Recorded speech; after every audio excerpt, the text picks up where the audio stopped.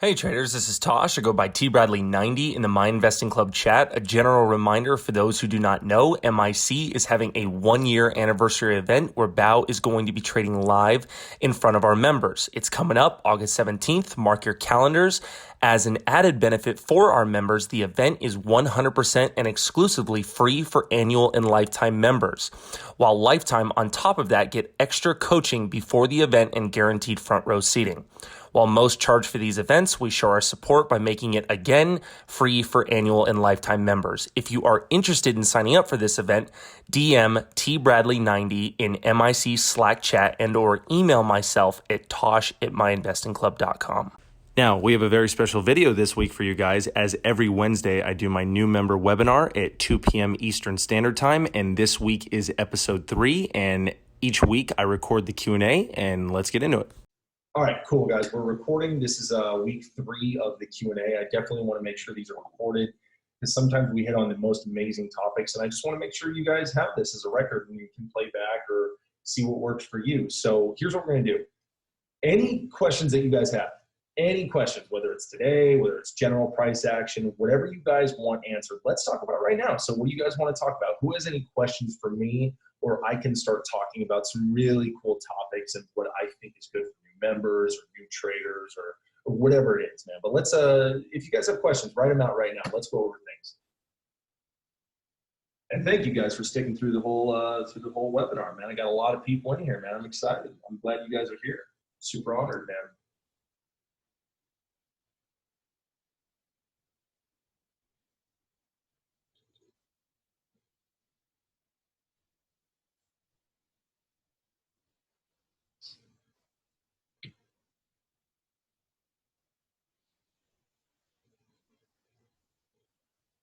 Adam and Steven, I'll wait for you guys to type.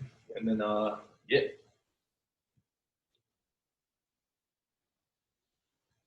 Any info or thoughts on target risk reward ratios, meaning the amount risked hard stop versus the amount you target? Yes, I have a lot to say about this. So one of the number one things that we teach or that we talk about, specifically myself, is obviously what we call fantasy orders, outer lines, fantasy lines. These are the things that we teach at MIC because what this does is it's the best reward for the smallest risk, right? So a good example today, and I can't pull up charts unfortunately on this computer, but because I got a PC to my right. But if you guys can pull up something like GHSI today, see where Alex was shorting in the opening. The whole point of outer lines, guys, is having the patience to do so. So we talk a lot about a lot about blackjack. You know, have you guys ever played blackjack? So like if you get like a 13, you know, you get a king and a 3. It's terrible. It's terrible because if you get another king on the next hit, you could what's called bust in blackjack, and then you've lost your money. But here's the thing. If you can make a way so you can see your cards first and then bet big, how important is that? That's so important. That is becoming the house. That is putting odds in your favor. So when we talk about outer and fantasy lines and fantasy orders, dude, we are talking about GHSI, not at 140. That's an inner line. That's terrible R&R. It's not up enough. We're talking about the first short being at, 2 or scaling into the 220 line for that breakdown, and that you can cover on that wash. And that's the move you waited for. So the whole point is I'm risking 10 cents to maybe make 80 cents if this were to break down and break under 2 and go, maybe even go red on the day under 1. The whole point is we know where we want to hit it. Once you understand price action and technicals, we know where we want to get in stocks. But do you have the patience and the discipline to wait for said levels? So when it comes to, target risk and reward, here's the thing. Here's what I do. I'll just tell you what I do, and you can see if you can back test this and see if this resonates with you. Here's what I do. I am a very meticulous trader, and I am waiting for very key signals, confirmations. I'm not anticipating any breakdowns. I am waiting for confirmations. I'm waiting for under VWAP. I'm waiting for death candles. I'm waiting for high of day stuffs that bag a ton of longs and then slam under VWAP. I am waiting for death line breaks, which is a major strategy that we teach at MIC. And when these happen, I am getting in at said level, and then I'm immediately, like a prop firm trader, I am setting hard stops at where, not where my P&L is telling me to get out, but where I am currently, or if it happens, where I would be wrong on the chart and I would be wrong on the trade. So I will set hard stops. And so I usually am right on my first entry. I cover the immediate wash into the resistance that I waited for that steady confirmation. I got it. I hit it, whatever it is, all the ones that I mentioned. I cover the first wash. I pay myself some, and then I set a hard stop for break even, or where I would be wrong on the trade if I'm willing to risk a little money or just breaking or whatever. And then I set fantasy covers on very realistic and very unrealistic core position for a much further breakdown. And that's just the way I do, targets. I take the emotion out and I let my winner run based on my stops, and I let my losers run based on my stops. So everything is, once I get in, I set my stops. My stops do my trading for me. I'm emotionless at that point. I can walk outside the room. I can go grab lunch, and I come back and either make the money or lose the money. I don't obsess over tape anymore. I don't sit here and watch tick for tick. I'm here for members all day, and sometimes that's mobile, but I've got my stops in, and those are my targets. So I hope that's clear, Stephen. It's a big rant on that, but I have a lot to say. One of these days I'll pull up some really good examples and show you guys, but yeah, man, if I'm getting in, I'm setting my stops. I'm walking away, bro. I'm an emotional guy, man. I'm an emotional trader. I don't like to be emotional. So I do what eliminates emotions as best I can, because we're in a game where you're going to be emotional at some point, but you can mitigate it as much as it allows you to, depending on certain things. Adam, what's up, buddy? Did you ever define your self-worth by how you performed as a trader when you spent 14 hours a day studying? If you did, how did you combat that? Here's the thing, man. In all honesty, bro, I'm probably more hard on myself than most people are. I'm very hard on myself. I do not really give myself pats on the back if I'm doing good. I'm always looking for what I can do better. I always feel like it's hard because you're in I got a lot to say on this, man. It's tough, Adam, because here's the thing, bro. You're in a game where you see Alex make $10,000 in 10 minutes. You see Val make $7,000. You see me, you see Austin, you see guys who've been doing it a long time. And then the first thing you want to do is go, oh shit, man, look at how easy they made money. Now I'm going to do it too. And then you lose, but only because you didn't necessarily have a back to process. You compared yourself to someone else. You can't compare yourself to anyone in this game, and you've got to be realistic for what works for you. So if you define your self-worth by how you perform, that's always going to be too much pressure, man. It's so much pressure. So like if you lost, like I used to be the type of trader to where if I lost, it would ruin my fucking day, dude. I could barely have a fun day after that. Like I could barely enjoy my girlfriend or whatever chick I was dating at the time. I don't really do relationships anymore. I kind of just focus on trading, and whatever happens with chicks. But I will say it kind of ruined my day, and I wasn't necessarily pleasant to be around if I lost $700 that day or $3,000, whatever it is, because that in the real world is a lot of money. It's a lot of money. You can make a lot of money in seconds in this game, and you can lose a fucking fortune in seconds, dude. I've seen some of the best traders come and go in a blink of an eye, dude. Take it from Bao. Bao lost $42,000 the other day in fucking 15 minutes, man, on CEI on the day one run.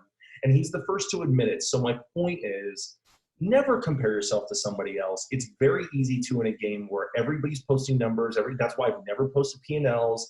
I don't want to ever discourage someone, and I don't want to motivate someone on a very surface level. I want to motivate someone through thought process, through learning, through a foundation, through a chart. You can learn from a chart. You're not going to learn shit from a P&L. That's why I've never posted them. I don't think traders should post them for the most part, because you're going to compare yourself to that trader, and you might feel down on yourself, and then you're harder on yourself, and then that's terrible for your own process. And I'm all about motivating people. So, I used to post charts for years. I'll probably get back to it soon. I just I got a little lazy with posting charts, but I will say, yeah, look at it as if this is trading college, man. Seriously. I like to say this, when you're getting into trading and you're brand new, right? and you know, if you guys have any more questions, cut me off because I'll rant forever. But I like to say this, man. If you're working, most traders are working for a 9 to 5, right? A lot of traders are not full time. There's a lot of traders in here who still have jobs, and that's fine. But if you don't want that job, you need to treat trading not like a hobby and like a career. You need to almost pretend there's a boss looking over your shoulder and you're trading firm's capital. Like, I like to think of it like sometimes like I'm not trading my own money. I'm not trading T. Bradley 90's money. I'm trading a firm's money. And if I do something wrong, they're going to like send me memos. They're going to be pissed. They're going to freaking, you see what I'm saying? Like, it's good to hold yourself accountable in some way or form. And because this game is all mental, man, you can really, really ground yourself and put these almost illusions in your head. Like, okay, you know, I got to do this for the firm, or I got to do this forever, whatever, you know, because if I feel like I'm trading my own money, I'm like, what's $500? What's $1,000? But then that's stupid, because then I'm being flirtatious with more risk, and I'm being an idiot when I shouldn't be, and I'm taking trades I shouldn't be, and I'm not disciplined because what's $1,000? What's $500? Blah, blah, blah. And specifically when you've been trading for 6 years, you just get so numb to it, man. You get so fucking numb to this game that, you know, what's $1,300? What's $600? You're just clicking buttons. And because the money's all digital, it's just numbers on a screen. You're not feeling this money, you know, unless you're pulling it out every day. You're in going to the bank or whatever, but it's just numbers on a screen, man. So it kind of detaches you. It kind of dissipates all that stuff, and you get numb to it. But I will say, just never look. I'll bookend it with this: never compare yourself to somebody else. Don't hold yourself accountable, but don't be too hard on yourself. Set realistic goals, risk reward, and don't bring your trading home with you, in the sense that if you lose that day, don't make your wife pay for it. Don't make the dog pay for it. Don't make your kids pay for it. You got yourself in this business, and you know what business you're in. It takes a lot of risk, takes a lot of nuts. You know, pardon that for the female traders out there, but it takes courage, man. And some days you're going to lose. Alex lost today. He doesn't win every single day. He didn't lose big whatsoever, but he did lose. And that can get to you if you bring it home. So try not to bring it home with you. You learn, you show up when the market closes. That's it for the day. You show up tomorrow. You forget about what happened today, unless it's a learning experience, obviously. But just don't bring in yesterday into today. Every day is a new trading day. And you need to say, look, I didn't lose $700 yesterday. I didn't lose this. Today's a new day. I didn't make $500 yesterday. I didn't make $1,500. Just every day is a new day. That's a big rant, but I really want to be clear about that stuff. Yeah, man. And if you guys hear my dog in the background, just ignore his little ass. Totally agree. Even P&L with the chart gives me FOMO for small profit. I don't take the chart as serious, even though it can be an A+ setup. Yep. Yeah, no, totally, man. Adam, that's another thing, man. Don't trade the P&L. I know it's hard, guys, when you're new and you're new to trading. You obsess over the numbers. Trust me, man. I did 5-6 years ago. We all did. The best trading comes from, it really comes from risk management and trusting the process. So here's the thing. Tay, what's up? Yeah, you heard my dog. Here's the thing, man. When you really understand risk management and you put it in place like I do with hard stops, and I know how much, I already know before every trade how much I'm risking or how much I'm going to lose, I am no longer trading my P&L, guys. And I can't stress this highly enough, and this is why hard stops are the most important thing we talk about these days, is when you are trading a mental stop, which has to be earned, by the way. It takes like freaking, dude, I'm 6 years later, I still feel like I haven't earned mental stops. You know why? Because you get ripped on in the wrong stock when it's a low float squeeze, or maybe it's a reverse split. You didn't know pumpers were all over it, and you're like, I'm just gonna give it a little more, a little more, a little more. I have no stops in place, and then it rips a freaking dollar, it halts, and you're done, dude. You're dead, or at least you've negated a chunk of your month gains, whatever it was, man. The key is hard stops, because here's what happens. I calculate before I get in the trade, and where I set my hard stop is my max loss, or wherever I'm willing to risk on the day. The emotions are gone, and I'm no longer trading P&L. The P&L is already set. I'm only willing to lose X amount on the day, like everybody in here should be. That's how you stay safe in this game. And then when your stops are in place, you are now trading the chart, my man. You are not trading your money. The stops are trading your money. You have risk in check. Everything is handled. That's how I like to trade. I'm a more of a conservative trader. I'm an emotional trader, so I need to put these borders in check. And if you're a very emotional guy like I am, then I highly recommend you do the same. And when it comes to trading and emotions, man, anything can affect you. A breakup with a girlfriend can affect you. If your dog gets sick, if your family gets sick, if you got in a car accident, anything that happens in the outside world, man, can really affect you. So you need to know that, and you need to put risk in check. Oleg, what's up, buddy? What about when hard stops get blown through? So here's the difference. There are two hard stops. There is a stop limit and a market stop. You want to, look, I hate to say this, but you want to use market stops if you need guaranteed protection. The ones that blow through are the market limits, or I'm sorry, the stop limits, in which case it doesn't trigger at the exact price because it ran so through, it halts, and then you're dead because it just doesn't come back down and trigger you at the price you set it to trigger you out of. So with a market stop, it's a guaranteed out when you're fucked. But here's the thing, you are going to incorporate some slippage. You will almost never get the exact price you wanted out. So account for that too. Account for some slippage. Every now and then a teleport candle is going to stick a broom up your butt. But here's the thing, man. I would much rather take slippage than an account ending loss or a loss where I've wiped out a month or 2 months because I was so stupid. You see what I'm saying? Like, that doesn't happen anymore. Ever since I introduced hard stops in my trade, I don't take huge losses, man. You just keep risk in check, bro. I can't speak more highly of it. Adam, great answer. Thanks. Yeah. Worst mistake, technical or psychological, trader will make in the first year. Oh, okay. There's more of a question. I'll answer it like this. So, like, what is the worst mistake, technical or psychological, a trader will make in his first year? Let me stop it right there and I'll answer that first. So, the worst thing traders do in their first year, just like everybody does it, I did it, Alex did it, everybody does it, is you try to trade everything, man. So it's an accumulation of both. So it's a technical thing technically, but it becomes and cycles and evolves into a psychological problem. So here's the thing. When you are new and you are not delving into one niche and one setup that works for you and you're trying to trade everything, the problem with this is now you're going to take unnecessary losses on shit you're trying to figure out that you haven't back tested yet first and are confident in. And here's what happens. You take a loss, you take another one, and now starts the domino effect of a confidence decrease. And now every trade you take going further, you're a little shaky, and it may even be an A+ setup after that. But the point is, now your mental is rocked, and that is where traders fatigue, they tread water, they get in real trouble, they start going YOLO, fuck it, and then they start taking career-ending losses. So the whole key is to focus on one thing that works. New traders, pick one thing, man. Take the first bounce, for instance. Take the depth line short, for instance. Master one thing so you can preserve your mental capital and your psychological. Yes, yeah.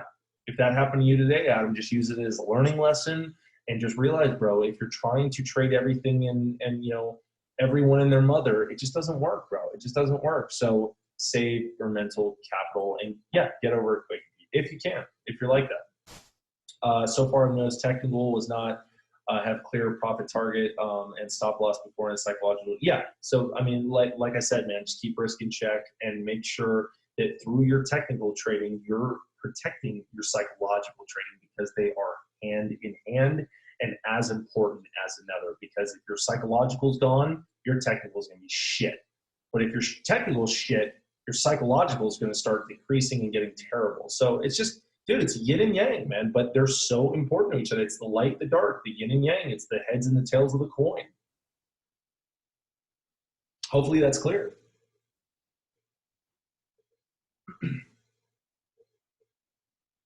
Oh, nice. We're getting a little breakdown on GHSI, man. I want that under 170, man. This is just still too strong. This can easily continue into a, I mean, I'm not going to rule out a new high at daybreak. I mean, I doubt it. I don't think it's likely, but, and we're coming upon the time where stocks tend to decrease or fade.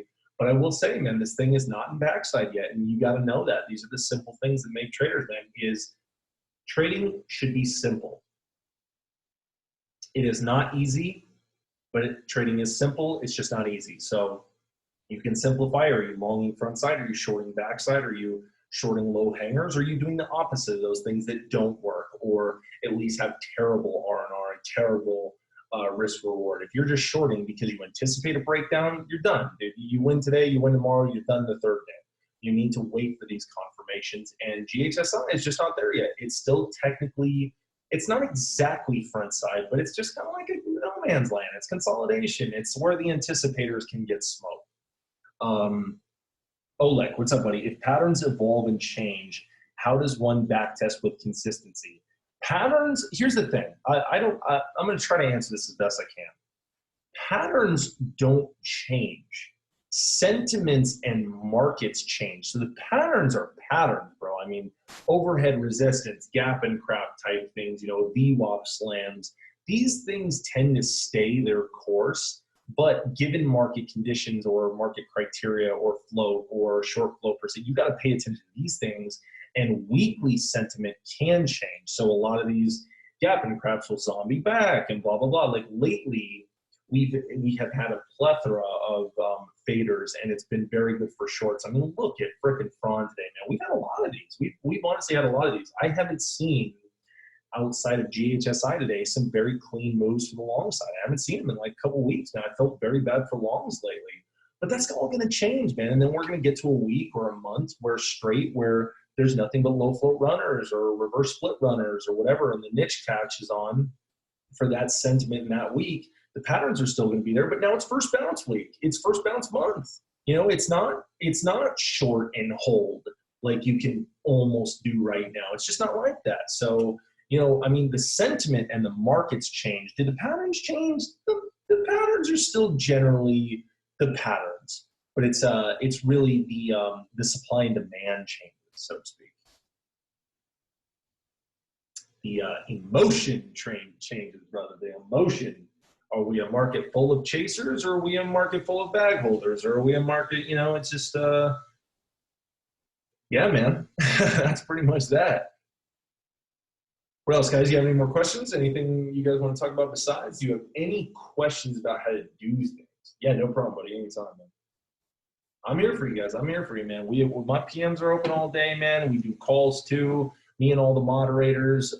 We're here for you, man. At MIC, you're not just a number. I want to meet you guys. I want to shake your hand one day if you show up to some of our events, boot camps, Philly, whatever it is.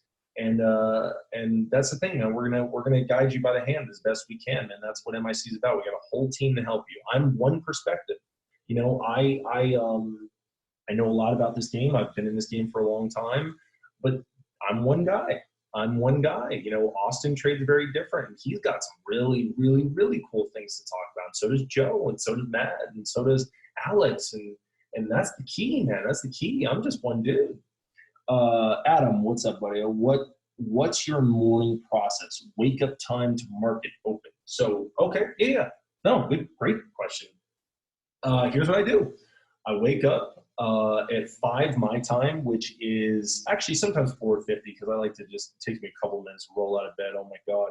I don't get as excited as I used to 6 years ago. You got a little numb to all the like adrenaline and not needing coffee and, oh my God, we're going to trade today and the adrenaline's up and it's so exciting. Nowadays, I'm like, I got to roll out of this fucking bed. Some days, man. So what I do is I wake up at around 4:50 to 5 my time. So equate that to Eastern Standard Time, which is 8. I'm in California, so 3-hour difference. So 8, around then, I hit up Cobra, shout out Cobra. They're the best freaking brokerage ever, man. Best borrows. I love them to death. Can't speak more highly. Hit up Chris at Cobra, see what's up, see if I can get shares for a couple things, see the locate monitor. Anything that's up that I think will either be a short in the early morning, I reserve. Anything that is up and still cheap before it runs big, and I think that will, be front side now, but backside later, I will reserve. And then so I'll reserve everything, and then I'll do PMs in chat. I'll sit there. I'll probably make some tea. I'm big on like green teas and the healthy way of life. I'm off coffee. Been off coffee for years. It fucking sucks, but I am. I love coffee, and just do the thing, man. Just formulate a plan. I got my borrows by 5 my time, 8 Eastern Standard Time. and which is early enough for me. That's when I can get locates. I'm not the type of guy who needs to. I don't trade pre-market, so I don't need to nail pre-market. And sleep on the West Coast is very important. So if I miss them, sometimes I'm gonna miss. Sometimes there's gonna be opportunity cost. But again, man, I'm only human, man. I gotta get some fucking sleep. I gotta move to the East Coast, man. If I'm gonna wake up like Alex at 3 or 4, he's crazy, bro. I don't know how he does it. But yeah, man, it's always just kind of worked for me throughout the last couple of years, and just waking up at 5 my time, 8. Yeah. Yeah, pretty much.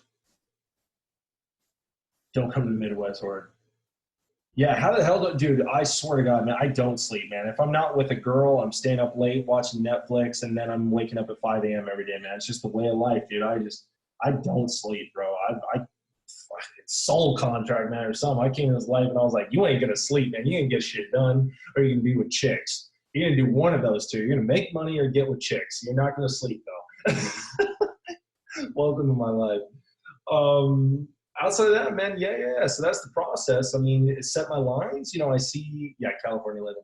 I set my lines, man. I got my borrows, and then, friend, I'm setting my lines. I'm doing all my research. I'm going on FinBiz. I'm seeing the float. I'm seeing the short float. I'm reading Catalyst. Go to briefing.com. Read the news. Reread the news. Reread the news. And make sure that you are up to date. And maybe you missed something. Read it again and make sure you have everything. Just make sure you figure it out, man. You got to be prepared for the open. And then I'm setting up my lines. I'm doing my research. Was it a day 1? Was it a day 2? What happened yesterday? If it's a low hanger, I need to make sure the consolidation points that are heavy with volume, I identify those. I identify the pre-market high days, pivot lines. If you use pivot lines, mark those. Do all the research you can. Maybe go through the fundamentals. Go to BAM SEC. Does Ron have an effective S3? I want to find that out. Do they have warrants? Clement, what's up, buddy? Hi, I have a question. If you locate a short pre-market, do you have to locate it again during market hours if you modify the price? No. So what happens, brother, if you locate pre-market, you have it the rest of the day and it's recyclable. So like if say you locate 1,000, right, for the sake of the argument, and you use the 1,000 round trip, then you can use it again, but if you want to reserve more, then obviously you have to reserve more and go back, and maybe the price has fluctuated based on supply and demand. I heard trading from European time is swell. Yeah, that does sound swell, man. I know some guys that start their day at like 8 p.m. and I'm like, what a dream.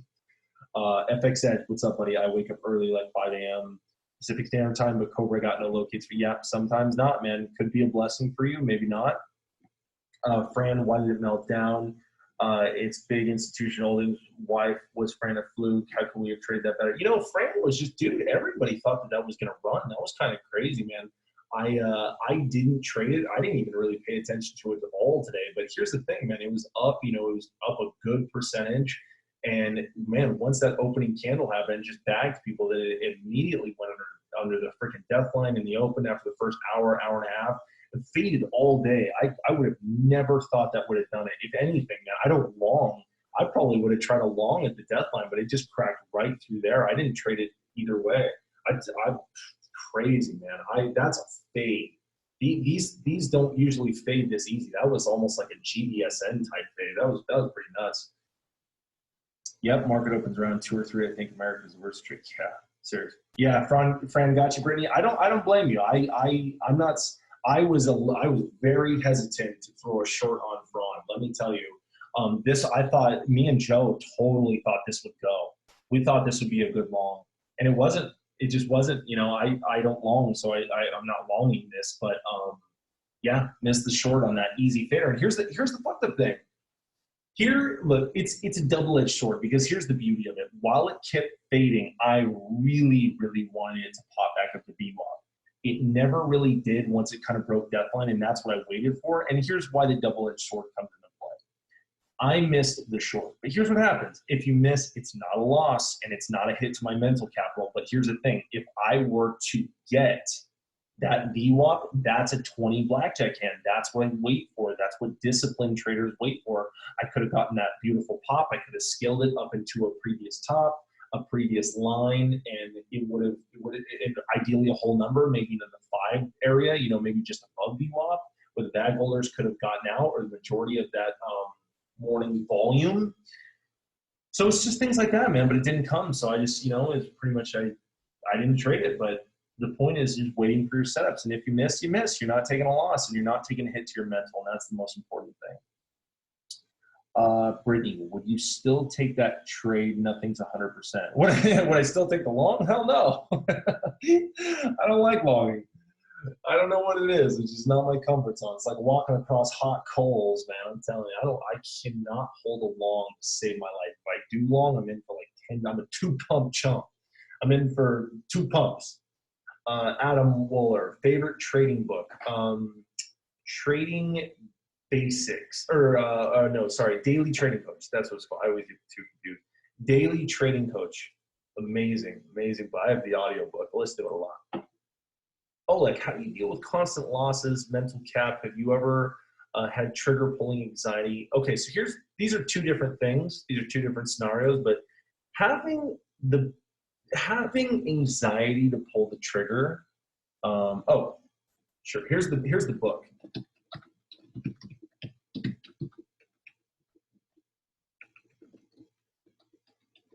Yes, it is. Brett Steenbarger. Love him. He came out to New York, man. We had a whole New York trip with him, and he spoke in a bar full of like 150 people. It was awesome, dude. He's a savage, man. He's a funny ass guy too. Very easy to talk to, very easy to get along with.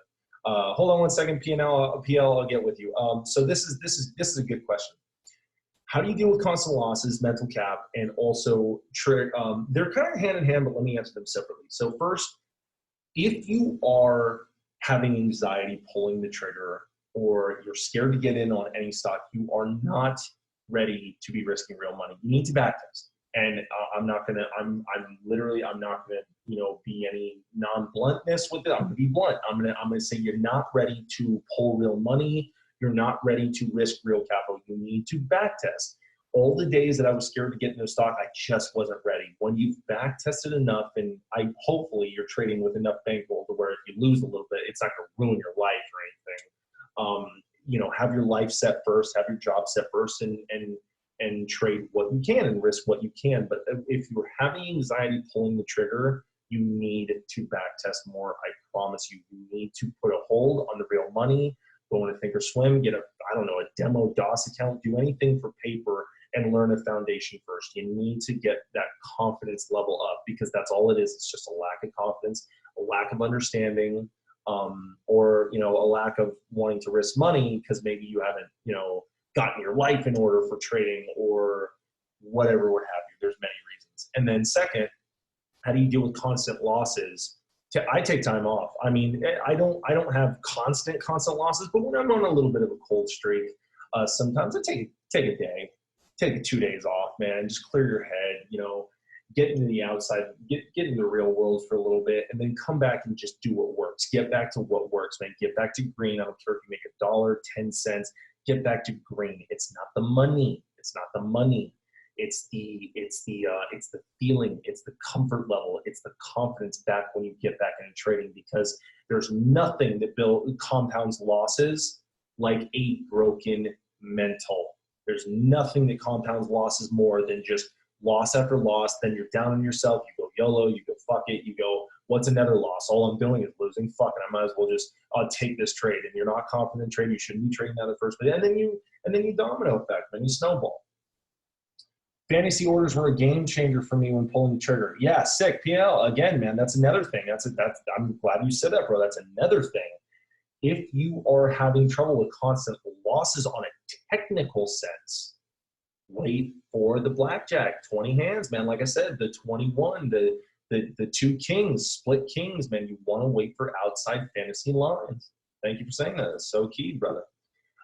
Mark, what's up, pal?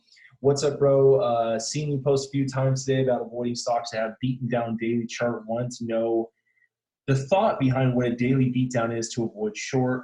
Thank God I didn't have locates because I was looking at short pops in the 2-line pre-market when I said the end of the but this beating down daily chart thing had me thinking of avoid in the future. I just want to see the concept behind that theory. This is kind of my own theory, actually. I never really back tested it. I back tested it through just seeing multiple losses in the past or over years.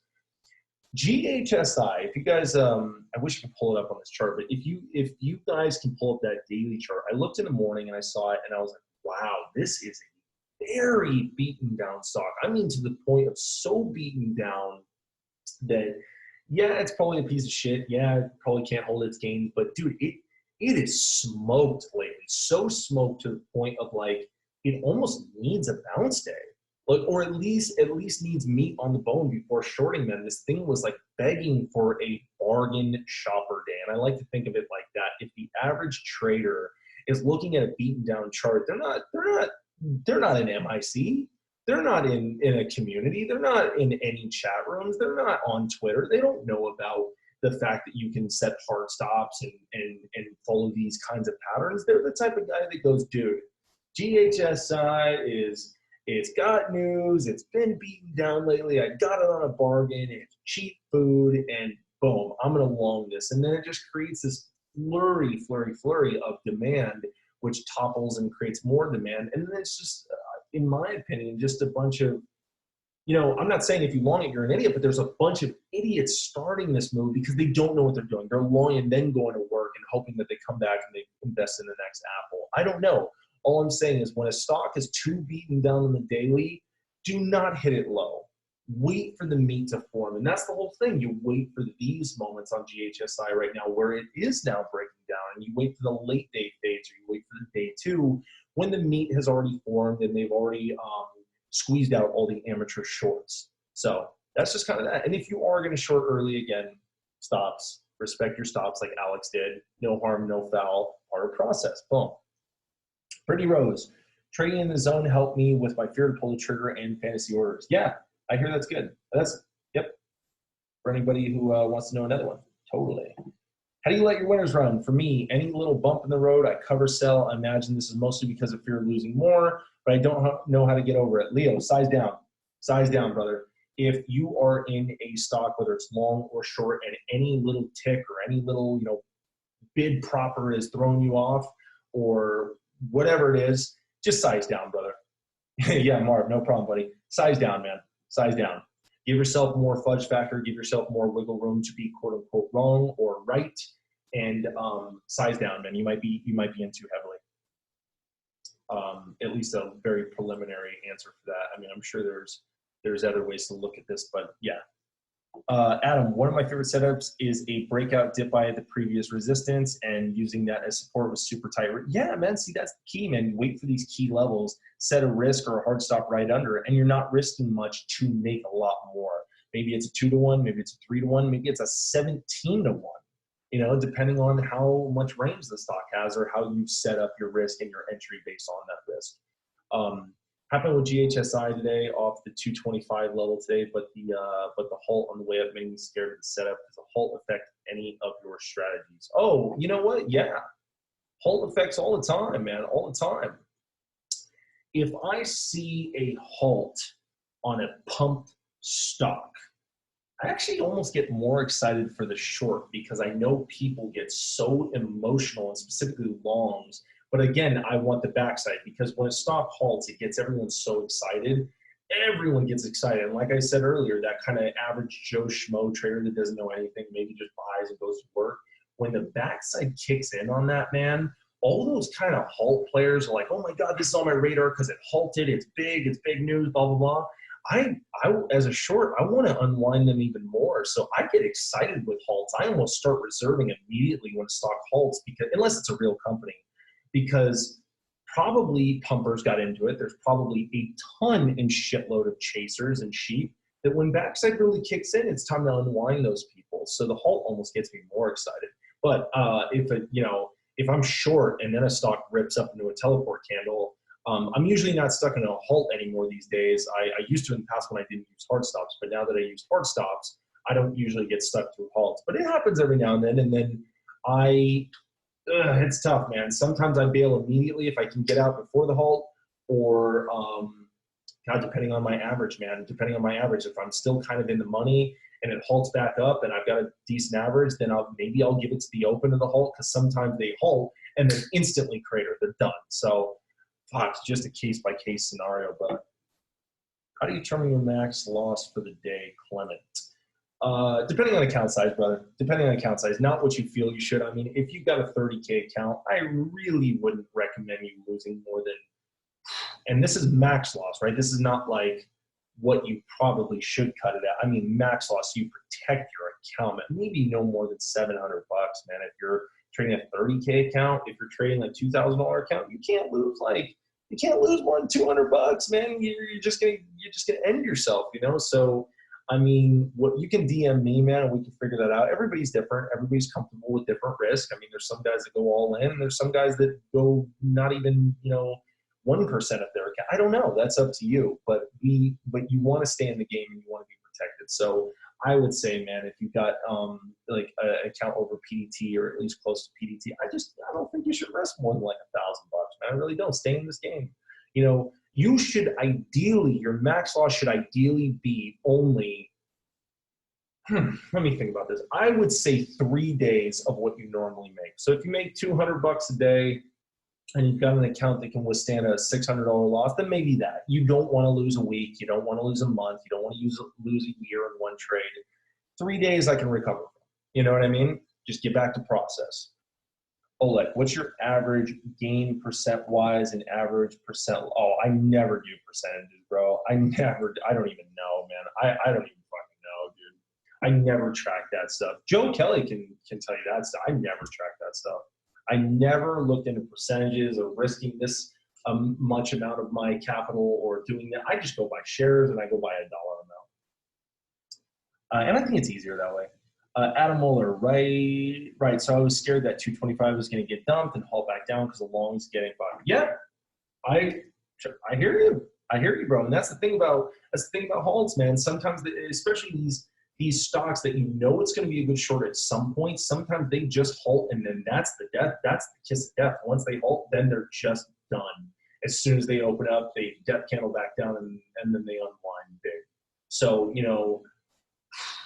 man, it's tough.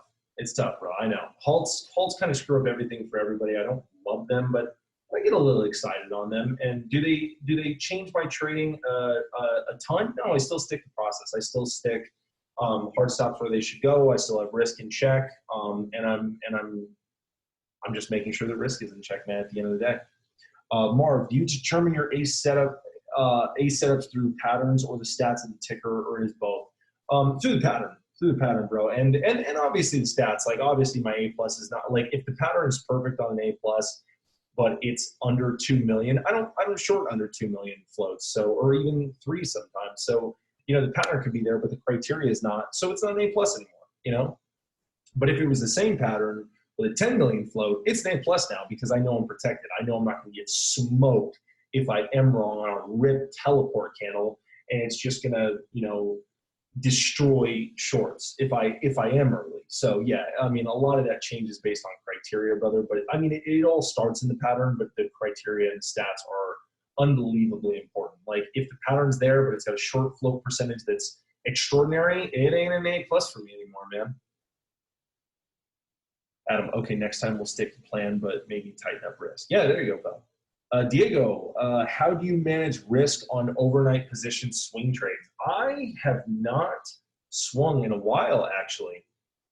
But here's the thing. The way I manage risk, brother, is I make sure I am swinging something that is safe or that I know that I'm doing well on already from day one. I do not – okay, so here's the thing. Here's what I do swing.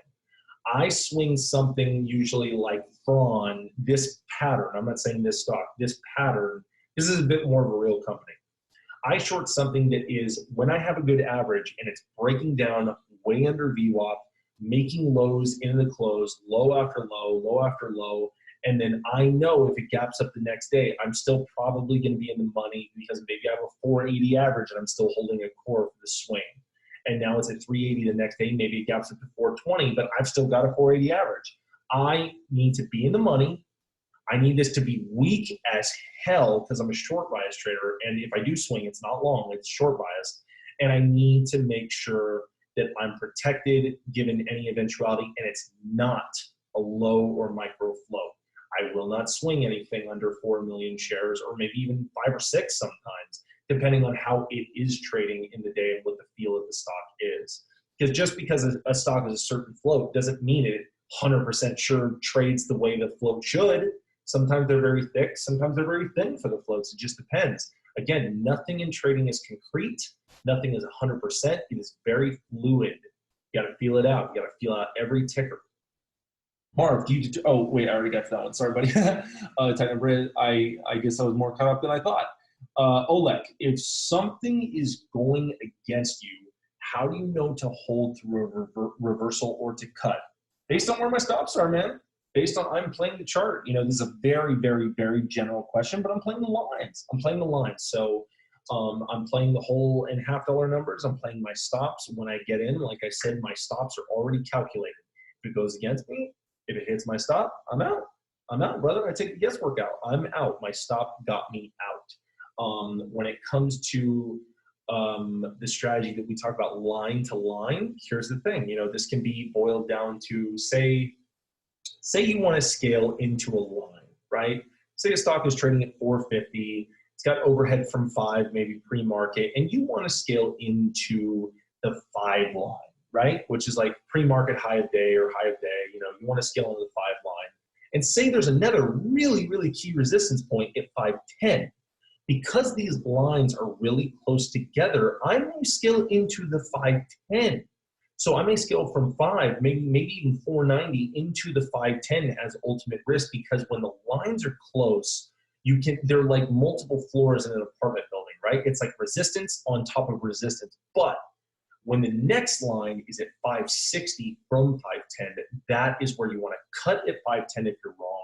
And then you want to hit back again at 560, which is the daily resistance or the overhead resistance, depending on whatever chart you're looking at. But the key is going from line to line. It's saying if these two that are close together, which I'm willing to scale because they're close, and risk can still be in check, if they don't work, I'm going to cut and reattack their further line. Again, you want to short at resistance and you want to buy at support. This is the key and the trading basics of trading. I mean, it's support and resistance.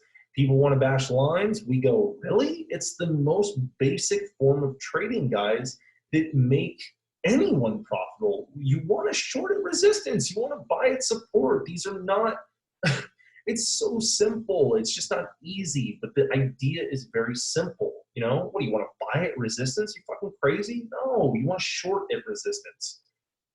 So these are just the things, man. You can bash lines all you want, but I'm telling you, lines are the most simplest strategy to identify. Nice breakdown on ANIX finally. And GHSI is looking like it's coming down too, under 2, man, and then that under set 170 line. That's it. That's the kiss of death, man. So you just gotta do what works, man. You just gotta do what works. I'm telling you. I can rant all freaking day on all this stuff. I love that you guys are asking all these questions. So if I saw a stock that was very weak at close and I decided to hold overnight, could I use a trailing stop or do stops not trigger after hours? Yeah, I'm not 100% brother on that because I'm new to hard stop only within the last 3 months. I have not tested out, but from what I'm familiar with, no, actually. Hit up Joe Kelly. He knows all about OCOs, trailing orders. I don't use any of those. I just use hard stops. But sometimes, yeah, the hard stops won't even trigger after hours. So you got to be really in touch with your broker and how to do those certain fancy orders. Look, some of these are fancy type orders that I've never even used that for 6 years. I don't even think Alex has ever used an OCO order or a trailing, but we do use hard stops now. And sometimes, yeah, there are restrictions. So be safe, learn your shit, contact the right people, and they will put you in the right. And so contact your broker, Diego, or contact Joe, which I think Joe can confirm that 100%. And specifically about trailing stops, which I've never used. And maybe I'll get into that. Maybe I'll love it. Maybe I'll absolutely love it. GHSI, come on down. Oleg, just never paid attention to lines, got to unlearn some things. Yeah, we all have to, man. We all have to, because people just go, they go by dojis or breakout patterns, and it's like line and line, man. Lines. Why did you start trading? Because I always wanted to work from home. It's always been my dream. I just want to work from the comfortability of my home, man. I'm not obsessed. I'm not a super social person. I don't love going out in the world, man. I'm just kind of like a homebody, and I like to be in a robe all day like Hugh Hefner and have a bunch of bunnies around if I can. No, I just like to be home, brother. But yeah, see, like I said earlier, guys, I didn't think GHSI had any real shot of getting to a new high a day because, like I said, 11 to 12, this is the time where stocks can end of day fade, like I called and kind of said that real time. But I thought that that would happen. So now you just got to be patient for these things. This is going to be a perfect day too tomorrow. I can't wait. Marv, trigger order with a range stop, life changer. Nice, brother. Nice. I've never used it personally, but I'm so glad that's working for you, bro. Anything that works for you as a trader. I don't give a shit if it's indicators that we don't use or sometimes clown on like RSI and Bollinger Bands. If it works for you, bro, it works for you. Mine is so simple. You know what my trading strategy consists of? Here's what it consists of. It consists of VWAP and hard stops. Done. Okay, that's funny as hell, bro. Did you literally type that as I said it? Because I didn't even see that. That's fucking hysterical. Bollinger Bands and RSI are indicated. That's so funny, dude. You can't make this shit up. Bollinger Bands and RSI, Oleg, are cool, sure. The only problem with all these indicators like this or EMAs is they're lagged. I don't like the lag effect. I feel like by the time the confirmations happen, it's already too late. So I can't stand these type of indicators or traders relying on them. You should learn the lines and the patterns because that's real time. Lines are real time, man. When it hits the line, you can get in at the line. But when the RSI is happening and it's catching up and the Bollinger Bands and blah, blah, blah, and all this fancy bullshit, if it works for you, it works for you. I'm not going to judge. I just don't use it. I tried for years, dude. I thought I mastered it with RSI, and then I got smoked. I thought I had mastered it 5 years ago with Bollinger Bands, then I got smoked in EMAs and all this shit. But if it works for you, it works for you, my man. There's many ways to make money in the market, and whatever works for you, keep tapping that well. Yep, when you use RSI for divergence, that's leading. Got enough lines on your screen, and the candle will line up perfectly eventually. Sure. Diego, what setup do you think is most reliable and consistent so that I can get over PDT? First bounce, brother. First bounce, man. You don't even need to be a short seller. The first. Oh, nice. Look at GHSI, bro. Here it comes. Here it comes. Get ready. Yeah, first bounce, man. First bounce. What else? Oh, like I detected a year to studies to realize they were mostly a waste of time. What are you saying here, though? I detected. You dedicate to the indicators. Yeah, man. Yeah, it's delayed, man. I'm telling you, line's real time. Beautiful breakdowns right now. Beautiful breakdowns. If I had really good, so say I had an average on. Say I have an average on GHSI right now, like 260, and say I had an average of like 5 on ANIX, I may swing a little bit. I would maybe if I had really good averages, and so that's a candidate for a swing. If they keep breaking down and making lows in the close and longs are just totally stuck for day 2, I would weather it through a swing if I could weather a potential gap up. That's the key. That is the key right there, man. You traded with studies early on? I did. I tried. It waste of time, man. I tried Bollinger Bands, I tried RSI, I tried all that horse shit. It just didn't work for me. I have yet to find a trader that it just works for. I know prop firm traders are big on it, but they trade big caps, and it's pretty different on those. So, big reversals and things like that for big caps and long swing term traders. So I would never bash anything to the point of like, oh, you can't use that. Not at all. I would just bash it because it just doesn't work for me. But I'm not God. Val's not God. Alex isn't. No one is God, dude. Whatever works for Val won't work for him, and will work for him, and won't work for Alex, and will work for me. It's a mosh pit of what works for you, and that's what trading is. It's like this is why we have long traders, options traders, future traders, cryptocurrency traders, like swing shorts, swing longs. Like, dude, you can make money in so many different fashions, bro. But just whatever works for you. Worst social aspect of being a day trader. I'm trash at this and already see people acting shitty when I tell them I'm studying to become one. Here's the best part about being a day trader. Hey, what do you do for a living, Tosh? I click buttons in my own home and trade stocks. Oh, oh, so you trade other people's money? Like, what's the firm? No, I trade my own money. What do you mean you trade your money? That you're a gambler? No, I am a calculated risk taker with my own money and not firm's money. Oh, so like, okay, like what does that even mean? And then just on as the cycle goes, and I want to bash my brains in when I have to tell people what I do sometimes because they just don't get it. I mean, dude, try having conversations with non-traders. And then here's the thing, man. You lose $1,500 in 10 minutes. You think a normal fucking person on the street is going to understand that? No. What do you mean you lost 1,500? Oh my God, why didn't you just cut it? Oh, okay. What I didn't let it balloon to 30,000, so there's a plus. Like, what do you mean? Why didn't I did cut it? Like, dude, most people will fight their grandma to pick up $20 off the ground. You tell someone you lost $1,500 in comfort of your own home, drinking your tea with your dick in your hand in seconds, they go full simple jack. They don't get it. I'm very blunt and crude, I'm sorry. But yeah, and then all your friends are going to think you're an addict, and guess what? Guess what? They're going to bash you, and then they're going to ask how you do it eventually.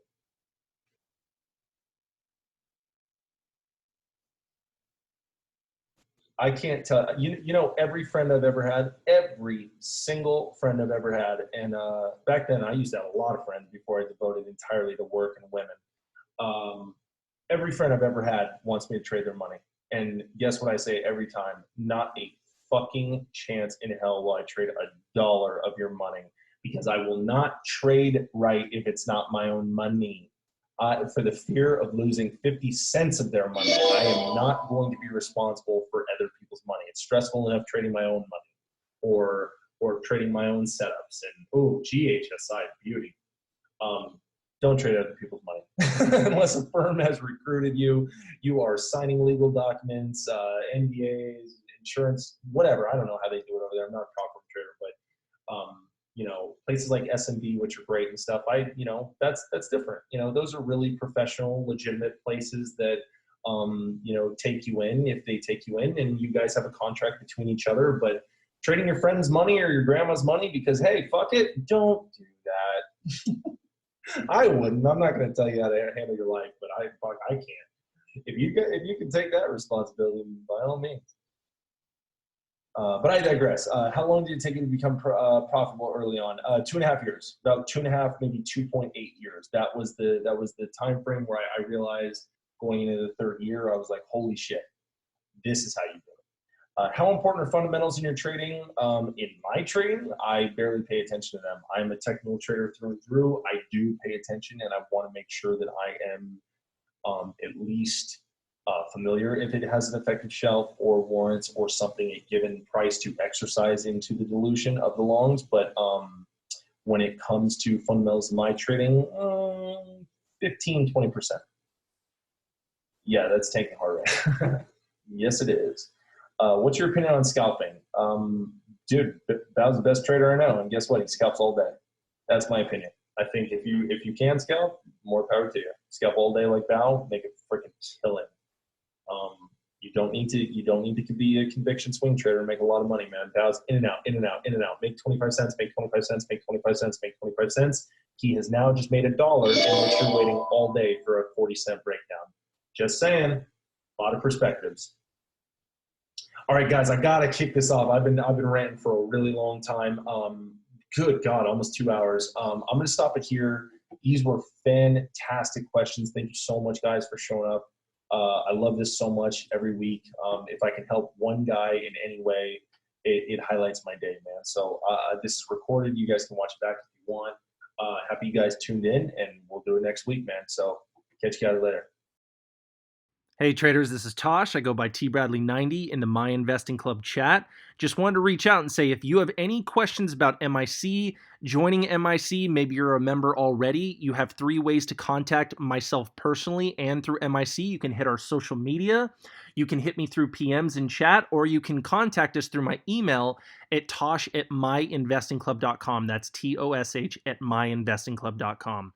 I will get back to you in a timely manner, and I'm saying this because I'm here to help, and I don't want anybody to be afraid to reach out and ask any question that they have. We are here for you guys.